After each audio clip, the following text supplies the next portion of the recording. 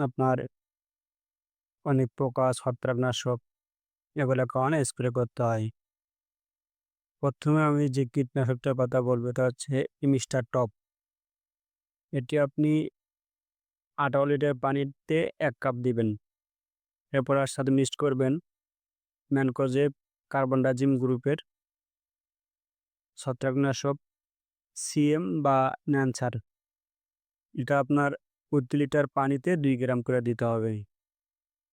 এর সাথে আপনি আদামাকড়, লেদা পোকা এগুলো দূর করার জন্য মোমেন্টো দিবেন। মোমেন্টো দিবেন আপনার ১০ গ্রাম ১৮ লিটার পানিতে।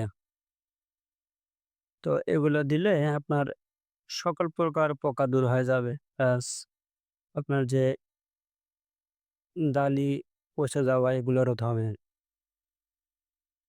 লাউ গাছ আর বেশি করে দিতে হয় না, এগুলো দিলেই এনাফ। এগুলো দিয়ে সুন্দর করে স্প্রে করে দিবেন। স্প্রে করার পর